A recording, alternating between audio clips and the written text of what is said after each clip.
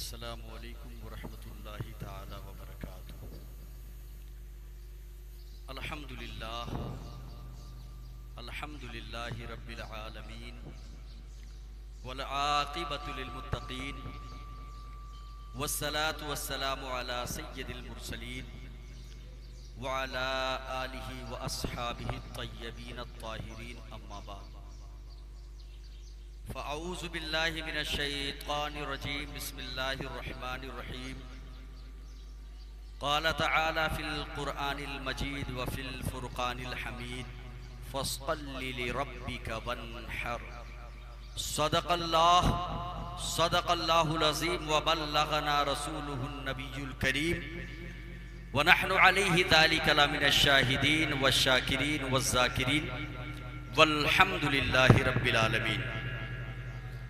कुछ अर्ज़ो मारूज़ से पेशतर आइए हम और आप मिल करके अपने आका व मौला रहमते आलम नूरे मुजस्सम सरवरे कायनात फ़ख्रे मौजूदात अहमद मुश्तबा मोहम्मद अरबी सल्लल्लाहु अलैहि वसल्लम की बारगाह में दुरूद व सलाम का हदिया पेश करें। पढ़ें अल्लाहुम्मा सल्लि अला सय्यिदना व मौलाना मुहम्मदिन व बारिक वसल्लिम सलातन व सलामन अलैका या रसूल अल्लाह या हबीब अल्लाह सल्लल्लाहु ताला अलैहि वसल्लम।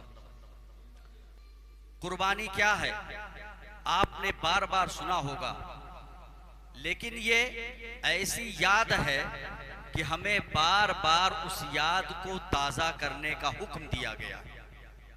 सिर्फ ऐसा नहीं है कि जिंदगी में एक मर्तबा आपने कुर्बानी पेश की तो हजरते सैयदना इब्राहीम अलैहिस्सलाम की सुन्नत पर आपने अदा कर लिया, बल्कि जिस तरीके से एक मालिके निसाब आदमी पर हर साल मुकम्मल होने के बाद गुजरने के बाद जिस तरह ज़कात उस पर अदा करना हर साल जरूरी होता है, बेअन ही ऐसे ही हर साल मालिके निसाब पर कुर्बानी करना जरूरी और वाजिब होता है।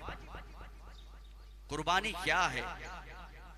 ऐसी अजीमुशान याद है कि हजारों साल पहले अल्लाह के पैगंबर हजरत इब्राहीम अलैहिस्सलाम ने अल्लाह के राह में कुर्बानी दी। आइए उसकी कुछ झलकियां आपको बताते हैं ताकि वो याद ताज़ा हो जाए। जब हजरत इब्राहीम अलैहिस्सलाम मिस्र से फलस्तीन वापस आ गए और आपके साथ में हजरत सारा रदियल्लाहु ताला अन्हा जो आपकी ज़ौजा है, उनकी खिदमत के लिए शाह मिस्र ने एक खातून दिया जिनका नाम हजरत सैयदा हाजरा रदियल्लाहु ताला अन्हा। सैयदा हाजरा रदियल्लाहु ताला अन्हा साथ में है, खिदमत पर मामूर हैं। कुछ वक्त गुजरा तो आपकी बीवी सैयदा सारा रदियल्लाहु ताला अन्हा ने कहा, मेरे शोहरे नामदार, हमारी उम्रें दराज हो गई हैं, हम बुढ़ापे की दहलीज पर पहुंच चुके हैं और अब तक कोई औलाद नहीं है। मैं चाहती हूं कि आप इनसे शादी कर लें, यानी सैयदा हाजरा रदियल्लाहु ताला अन्हा से शादी कर लें। अल्लाह से उम्मीद है कि अल्लाह इनके जरिए से आपको औलाद अता फरमा देगा।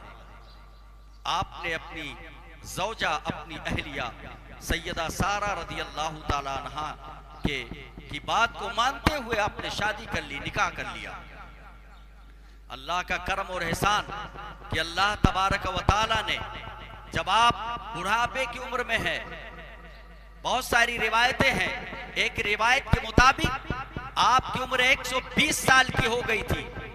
120 साल की उम्र में क्या किसी को औलाद होती है? आमतौर से नहीं होती है, लेकिन रब का ऐलान सुनिए कुरान में। रब फरमाता है, इन्नल्लाह अला कुल्ली शैइन कदीर, रब तो हर चीज पर कादिर है। 120 साल की उम्र में जब आमतौर से औलाद नहीं होती है, लेकिन अल्लाह देना चाहे तो उस उम्र में भी औलाद से नवाज देता है। 120 साल की उम्र में हजरत हाजरा से निकाह के बाद आपको औलाद होती है। हजरत सैयदना इस्माइल ज़बीहुल्लाह अलैहिस्सलातु वस्सलाम की विलादत बासादत होती है। अभी आप बचपन में हैं, कुछ दिन के हैं, अल्लाह का हुक्म होता है कि मेरे इस पैगंबर जो भी बचपने में है यानी इस्माइल अलैहिस्सलाम और उनकी वालिदा को आप कहाँ छोड़ दीजिए, मक्का मुकर्रमा में पहुंचा दीजिए जहां पर काबा मौजूद है।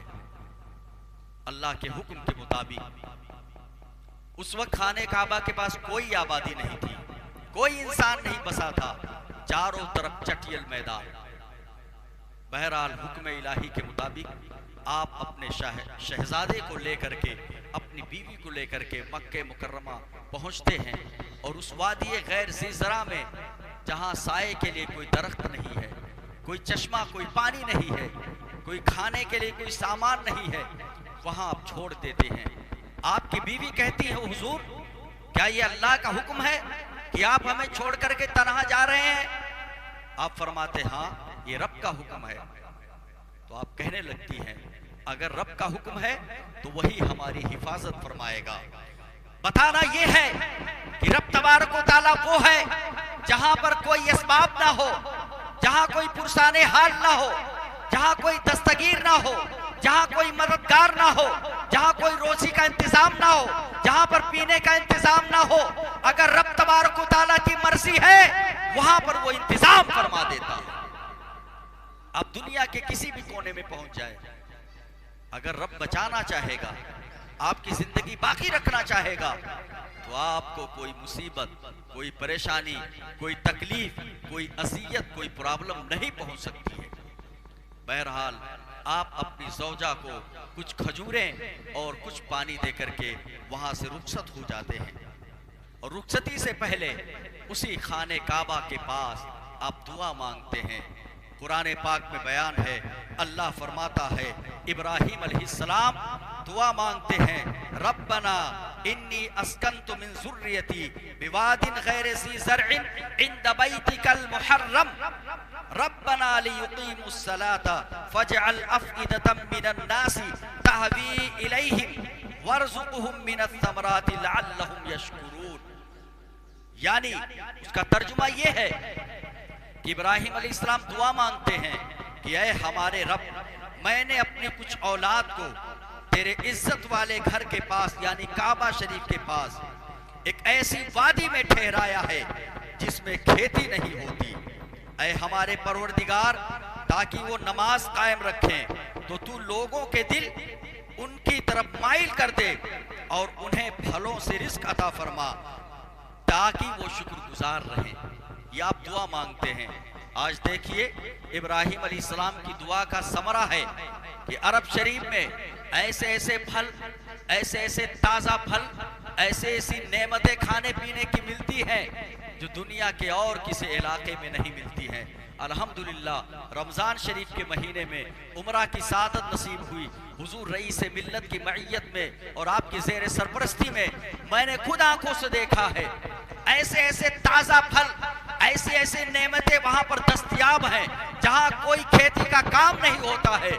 मैं ये कहता हूँ कि वही हजरत इब्राहीम अलैहिस्सलाम की दुआओं का नतीजा और समरा है कि आज तक वहां के लोगों को, वहां के बाशिंदों को ऐसी नेमतें मिलती हैं जो दुनिया के और इलाके में बसने वालों को नहीं मिलती। आप दुआ करते हैं और आप चले जाते हैं, फिर उसके बाद क्या होता है? थोड़ा सा पानी है और कुछ खजूरें हैं, कितने दिन चलेंगे? चंद अय्याम के बाद पानी खत्म हो जाता है और खजूरें खत्म हो जाती हैं। अब हद यह है कि इस्माइल अलैहिस्सलाम अभी दूध पीते बच्चे हैं, छोटी सी उम्र है, पानी खत्म, माँ का पिस्तान सूख जाता है, दूध नहीं उतर रहा है। आप परेशान होती हैं और परेशानी के आलम में अपने फर्जंदे दिलबंद को एक जगह पर लिटा देती हैं और पास में एक पहाड़ी पर दौड़ के चढ़ती हैं ताकि देखें कि पहाड़ी के उस तरफ कोई गुजरने वाला, कोई पानी ले जाने वाला कोई मिल जाए ताकि उससे पानी ले करके अपनी जान बचाई जा सके। फिर दूसरी पहाड़ी पर चढ़ती हैं। वो दो पहाड़ियां जो हैं आज भी मौजूद हैं। एक पहाड़ी का नाम सफ़ा पहाड़ी है, दूसरी का नाम मरवा पहाड़ी है। आप दोनों पहाड़ियों पर चढ़ती हैं, उतरती हैं, फिर अपने फर्जंद के पास आती हैं, फिर चढ़ती हैं, दौड़ती हैं। इस तरीके से तकरीबन 7 मरतबा आप चक्कर लगाती हैं। कभी दौड़ती हैं, कभी आहिस्ता चलती हैं, फिर वापस आकर के अपने फर्जंद के पास आती हैं ताकि कहीं कोई जानवर नुकसान ना पहुंचा दे। ये आप चक्कर लगा रही हैं। जब 7 मरतबा आप दौड़ लगाती हैं दोनों पहाड़ियों पर, तो कोई मिलता नहीं है, पानी का इंतजाम नहीं होता है। जब 7वीं बार मुकम्मल करके जब आती हैं तो आप क्या देखती हैं कि फर्जंदे दिलबन हजरत सैयदना इस्माइल अलैहिस्सलाम के कदमों के नीचे पानी का चश्मा जारी हो गया है, पानी बहने लगता है। आप देखती हैं पानी तो आप अपनी जुबान फैज से इरशाद फरमाती हैं, जम जम जम जम, यानी थम थम, रुक जा रुक जा। अरबी जुबान, ये सुरियानी जुबान का लफ्ज है जमजम, उसका माना थम थम, रुक जा रुक जा। पानी बह रहा है, कहीं बह करके गुजर ना जाए, आप फरमाती रुक जा, पानी रुक जाता है। आप उस पानी को नोश करती है। उस पानी की खूबी ये है, दुनिया में कायनात में कहीं पर भी पानी है, आपकी प्यास बुझाने में पानी काम आ सकता है, लेकिन जमजम ऐसा पानी है जो सैयदना इब्राहिम अलैहिस्सलाम के लख्ते जिगर, हजरत इस्माइल अलैहिस्सलाम के कदमों से निकलने वाला पानी है। जब आप जमजम शरीफ नोश करेंगे, पिएंगे, तो खाने का भी काम करेगा, पीने का भी काम करेगा, यानी उसके जरिए से आपकी प्यास भी मिटेगी और आपकी भूख भी मिट जाएगी। और जो एनर्जी और जो पावर, जो प्रोटीन आपको खाने में मिलता है, वो आपको जमजम शरीफ में मिल जाएगा। ये एक पैगंबर के कदमों से निकला हुआ एक जमजम, एक पानी है। इधर रब तबारक व तआला को ये अदा बड़ी पसंद आती है।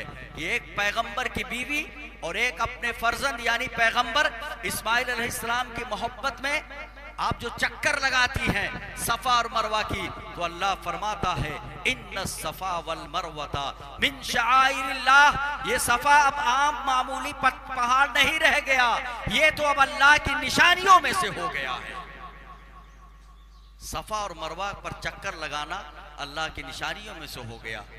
अब उसके बाद अल्लाह तबारक व तआला हजरत इब्राहिम अलैहिस्सलाम के फर्जंद इस्माइल अलैहिस्सलाम की बरकत से जो चश्मा जारी फरमाता है, आज कायनात में पूरी दुनिया में लोग उस जमजम शरीफ को नोश करते हैं। दुनिया का कोई भी पानी हो, हम बैठ करके पीते हैं, और जैसे हमको पता चलता है ये जमजम है, यानी जमजम शरीफ है, वो पाकीज़ा, वो बाबरकत पानी, अल्लाह अकबर, जो एक पैगंबर के कदमों से मस करके निकला हुआ पानी, तो जैसे ही पता चलता है जमजम, फौरन हम और आप खड़े होकर के पीते हैं। क्यों? एहतराम में, तकरीम में, इज्जत करते हुए कि ये मामूली पानी नहीं है, दिखने में तो बराबर है लेकिन हकीकत में ये निस्बती पानी है। तो इससे निस्बत की अहमियत का अंदाजा आप लगा सकते हैं कि एक पैगंबर के कदमों से मस किया हुआ पानी, जिसको जमजम दुनिया कहती है, हर फिरके के लोग जो भी कलमा पढ़ते हैं सब लोग खड़े होकर के पीते हैं। क्यों? क्योंकि निस्बती पानी है। तो हम यही तो कहते हैं, निस्बत से शय मुमताज होती है। नबी की निस्बत लगे तो भी मुमताज है, वली की निस्बत लगे तो भी मुमताज है, और इस तरह शहीद की निस्बत लगे तो भी वो चीज मुमताज हो जाती है, बाबरकत हो जाती है, बाकरामत हो जाती है। इस तरीके से हजरत इस्माइल अलैहिस्सलाम की परवरिश होती है। और जब आप चंद साल के होते हैं, 7-8 साल के, चलने फिरने के काबिल हो जाते हैं, तो अल्लाह तबारक व तआला की जानिब से हजरत इब्राहिम अलैहिस्सलाम को ख्वाब दिखाया जाता है कि ऐ पैगंबर, आप जिस चीज़ से बहुत मोहब्बत करते हैं उसको अल्लाह के राह में कुर्बानी पेश कीजिए। एक दिन ख्वाब देखते हैं तो आप चंद ऊँट ज़बा करवाते हैं, दूसरे दिन फिर ख्वाब देखते हैं, फिर ऊँट ज़बा करवाते हैं, तीसरे दिन ख्वाब देखते हैं।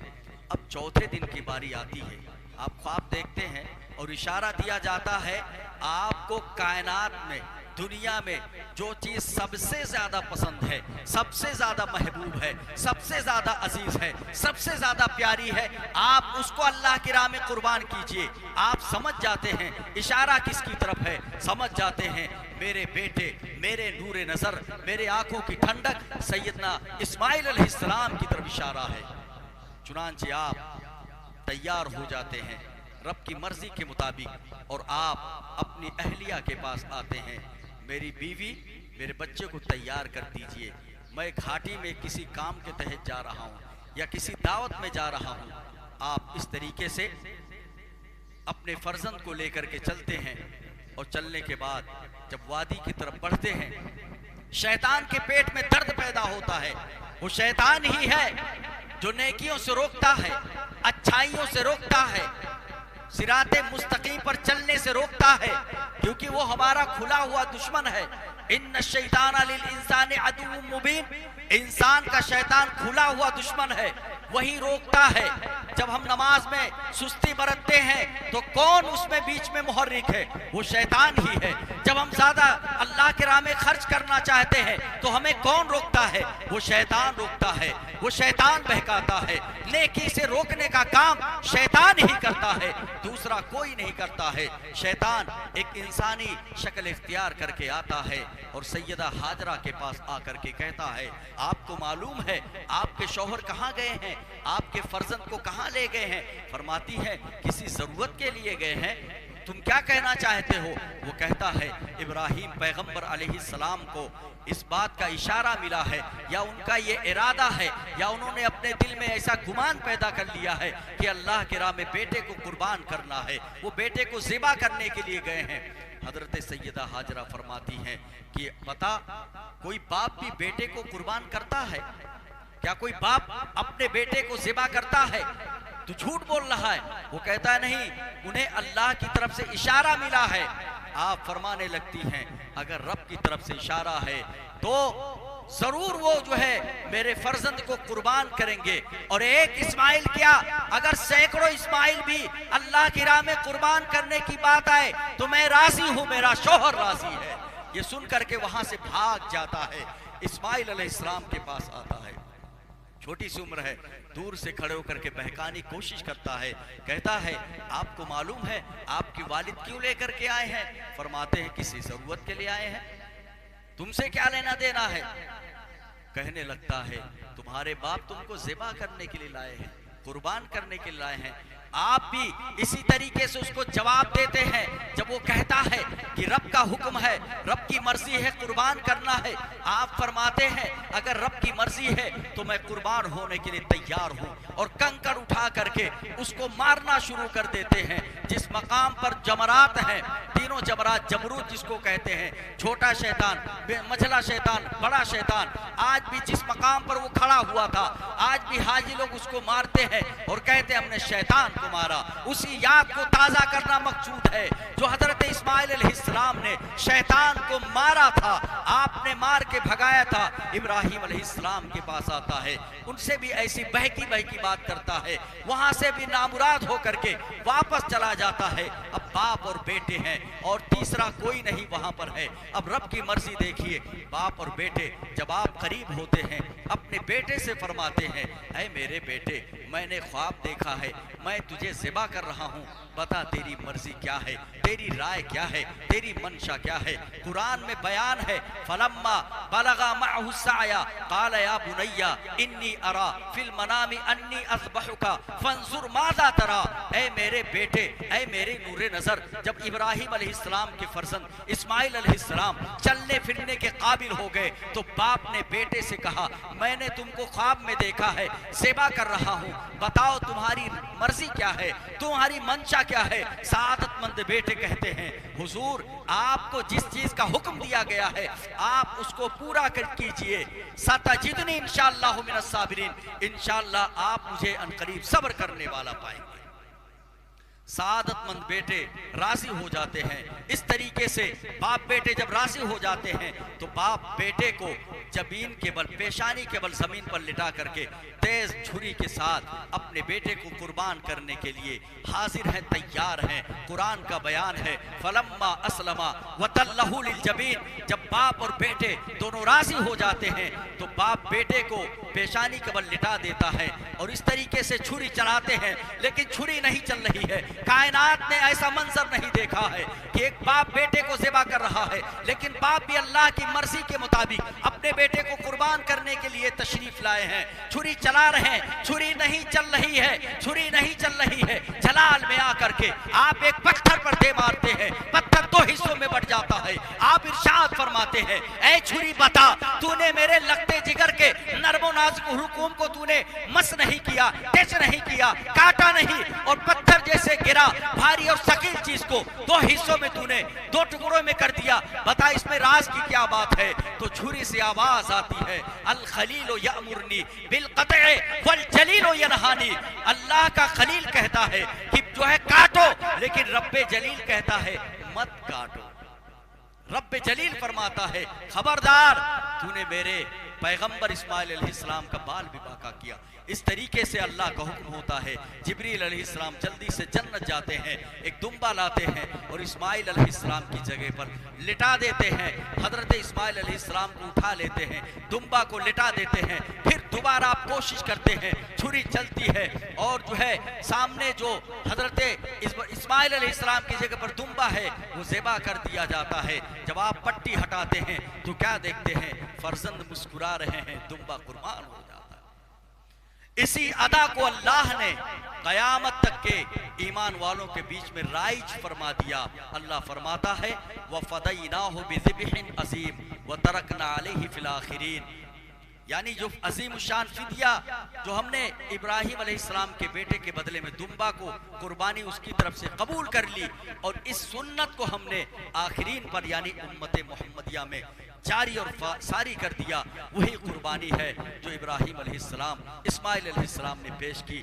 उसी कुर्बानी को हमें और आपको करना है, करना चाहिए, खुशदिली से करना चाहिए, दिल खोल करके करना चाहिए। जब आप जानवर लीजिए तो मोटा लीजिए, मजबूत लीजिए, ताकतवर लीजिए, मोटा लीजिए, तंदुरुस्त और तवाना लीजिए। मेरे आका सल्लल्लाहु अलैहि वसल्लम ने इरशाद फरमाया, सम्मिनू दहायाकुम फइन्नहा अला सिराति मतायाकुम, कि अपनी कुर्बानी के जानवरों को मोटा, मजबूत और तगड़ा रखिए, इसलिए कि पुल सिरात पर ये तुम्हारी सवारी के काम में आएंगे।